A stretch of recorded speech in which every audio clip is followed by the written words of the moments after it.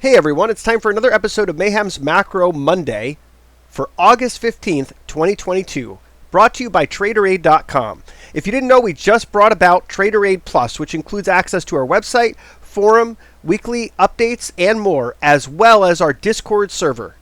We cover fundamental, macro, and technical analysis on multiple time frames, and we look at trade opportunities on daily, swing trade, and we also look at investment opportunities. We cover a variety of different asset classes, and we try to have content coming out regularly from all of our experts, including Aisha Tarek, Horse, or also known as Michigandolph, and myself. We have a lot of fun doing it. We've grown very rapidly, and it's just been under 3 weeks since we launched, and yet we continue to experience great momentum there and have had a lot of great feedback. So check us out, TraderAid.com. You can sign up for just $49.99 a month for that TraderAid Plus, or our base plan, which includes just the website and forum, as well as our midweek updates for $19.99 a month. Without further ado, we're going to talk about some charts here. We've got Roku first on deck. This is one of the biggest double tops for this post-COVID rally that we've seen in equity markets, brought about by an unprecedented amount of central bank liquidity flooding the global financial system. We could see this was just violent to the upside. Then we had that sort of consolidative double top period where we retested some levels. We broke out again from that range, that sort of double bottom that we've seen between the double top. This is why these patterns could be somewhat tricky. But one thing that told us this was really kind of dangerous was we got to a new all-time high. We gave it up in that same week. We couldn't hold it and crashed lower in stock price, really giving up a 15% peak to trough there. That was giving us a little bit of a clue of what was to come, that violent reversal, that failure to hold that new all-time high, and that's what put in the double top. And from there, we retested back to those COVID lows pretty well, touching that bottom just off by a couple bucks. So I would say, ultimately, this is a pattern you're going to see all over the place. These double top patterns, just like double bottoms, head and shoulders, things like that, they're much more reliable on longer time frames. Shorter time frames like day trades, they don't really mean much, but on these longer time frames, they can be pretty important, especially when there's larger price ranges involved. Some would say this presents an opportunity because Roku's retraced back to its lows. Others would say that the company has some significant trouble with the commoditization of their products, big competitors like Google and Amazon entering the space, and also Roku failing to really secure any new innovative technology. They could have done something with streaming games. Instead, they embraced trying to create TVs during a supply chain crisis. So I'm not so sure what comes with the future of this company. I don't have any strong opinion on it, but overall, I'd say that it's not something that gets me interested in any way because it's not something that differentiates itself. It doesn't really have any sort of innovative, durable, competitive advantage. Next on the list here, we've got the meme stock basket. And these are stocks that are very popular in social media. They generally are relatively well shorted, and a lot of them are unprofitable companies, many of which have a good amount of debt as well. And this basket is rallied up about 50% from its lows in June. That's a lot of short covering and delta squeezing we've seen underneath the surface. It's part of this broader rally in low quality, unprofitable growth tech, biotech, and other areas of the market as well, to include crypto. To some extent, some of the elements in the precious metal space, lower quality corporate debt, mortgage-backed securities, and so forth have all had a good run. Even emerging market debt has all had a good run. But a lot of this run is probably just a little bit misplaced, but we'll talk about that as we go on. Next up, just to get more into that subject, we've got a really big short squeeze going on here, the third biggest in the last decade, winning the bronze prize, going back to COVID and late 2014 for the other two larger rallies. Why does this matter? Because when short covering is driving a rally, it generally doesn't have long-term staying power. It certainly does give cause for concern. You could see that violent reversal in flows after that early 2021 short covering rally. Everyone's got to remember that. Growth went crazy, SPACs went crazy, tech went crazy, and then it reversed violently in late February and March. And that's what you're seeing with that contrary flow. Does that mean that that's going to be the same thing that happens this time? We don't know. But what it does mean is it's a risk. Anytime something gets very extreme and lopsided to one side, there's a very big risk that it can either mean revert or even swing all the way in the other direction. So we don't know if past is going to be prologue here, but given the extent of this short covering rally, if you made some money on the delta squeezes or the short squeezes or some combination of the two, it may be a good time to look for some exits. At least that's what I've been doing on any of that side of my book where I've benefited from this. And I've been pretty bearish about the market, but that doesn't mean I'm not trading both sides where I can. So I have had some opportunities in this side of the market. It's been great. I've been taking them off. And in terms of concerns, we've talked a little bit about in the previous episode and in my YouTube stream, as well as on the TraderAid Discord and in articles I've written about how perhaps we haven't seen peak inflation just quite yet. One of the bits of evidence I posted on my Twitter recently was this chart. And look, we can see that there are a lot of key commodities that are not necessarily showing poor month-to-date performance. That is to say, from July to August, we're not necessarily going to see that same deterioration of the velocity of inflation for producers or consumers. Now, one thing that is encouraging is we do see energy is off on this chart. Crude is off 6.83%. So that's certainly encouraging for folks that are saying, well, energy is a big part of this basket. It's been volatile to the upside. We saw some downside volatility in July. That was one of the reasons, by the way, that CPI and PPI came in softer than expected and gave the market a bit of a rally. Month over month expectations were for something higher than that we saw in both of those prints. And that gave some participants in the market perhaps the idea that a Fed pivot or at least a slowdown in interest rate hikes was more credible. Whether that ends up actually being the case probably has a lot more to do with how energy performs going into the September Fed meeting and what other econometrics we get, to include PCE, which is the Fed's preferred measure of inflation, as we get to that same meeting. But this chart at the very least suggests that we should have a little bit concern regarding the idea that peak inflation is behind us with such strength in different parts of the commodities markets. We also see CPI isn't really showing us signs of rolling over. The 12-month percent change for July versus 2021 July was 8.5% versus an expectation of 8.7%. That is nothing to celebrate about. So I do think we want to keep in mind that CPI is still flashing warning signals. We've definitely been in this inflationary environment for some time. The supply side issues have not been in any meaningful way addressed. I mean, think about it this way. If you are a producer of commodities or of goods and you're told that business conditions are slowing down, the cost of capital is going up, labor is staying sticky, high priced, and you're wondering whether or not it's a good idea to expand production. Well, first, your business conditions are slowing down. Secondly, your cost of capital is going up. So it's going to be more risky to speculate on what happens in the future, but you're already seeing things slow down. And third, your cost to scale is painful because labor is more expensive, and so are your inputs. So you're not likely to scale, whether you're an oil producer or a manufacturer or a copper miner or otherwise, which means a lot of these inflation issues are becoming structural in nature.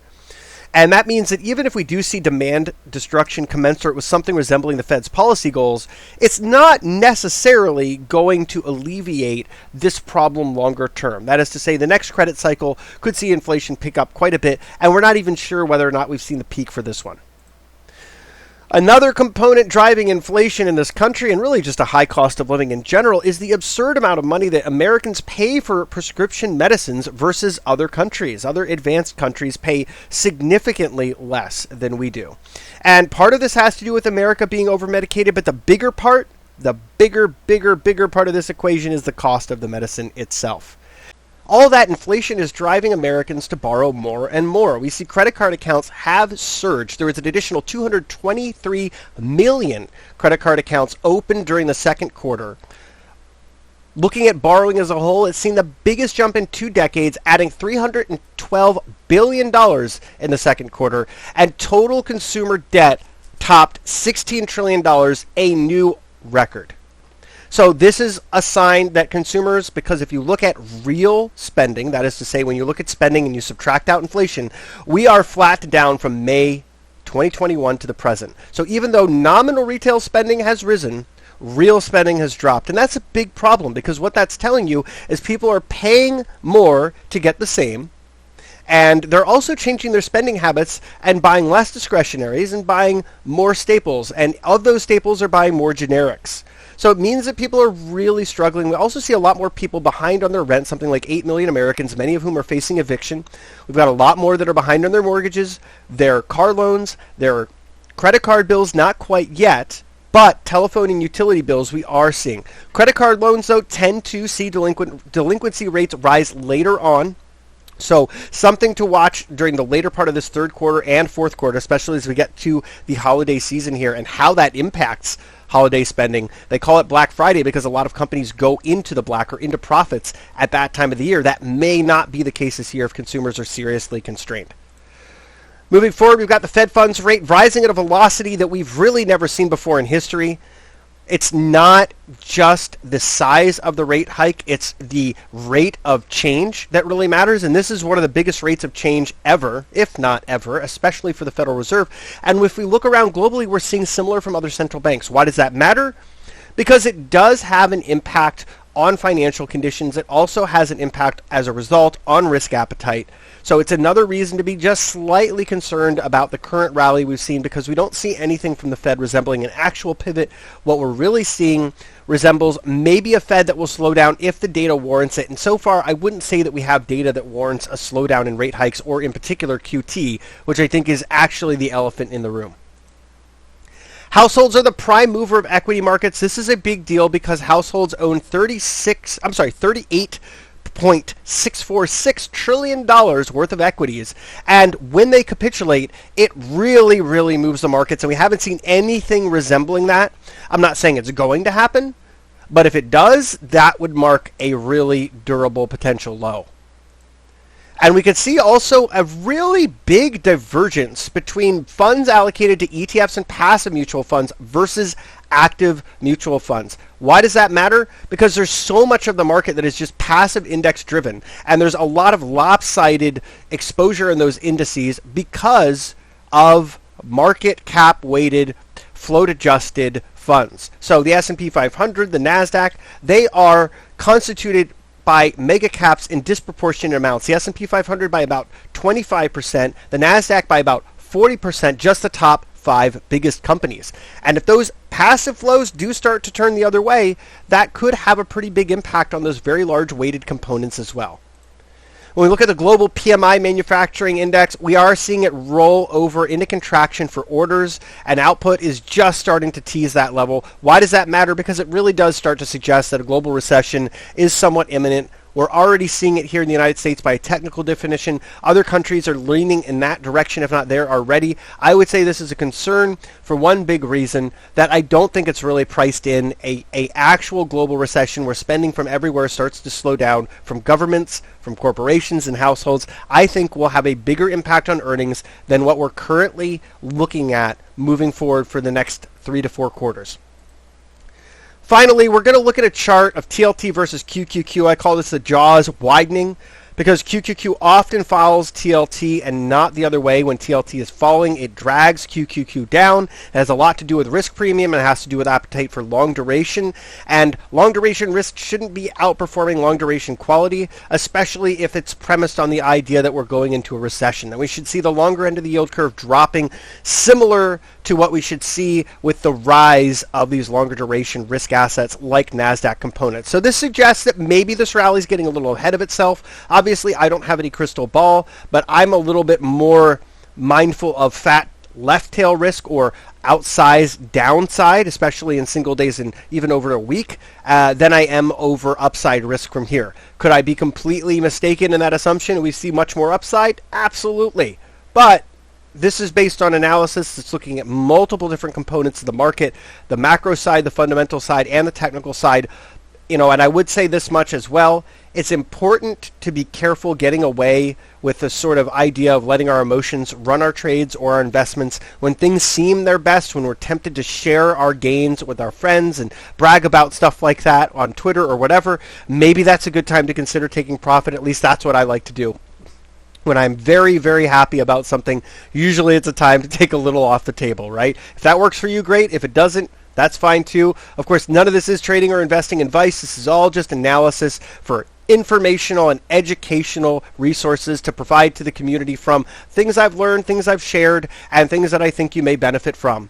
And in closing, today is Monday. It's the longest day of the week. We could see the duration of days of the week explained with the golden ratio here. It's pretty funny. Obviously, this is just a parody, but you could look at this also as theta in a way as well, and the way it affects options pricing on the weeklies.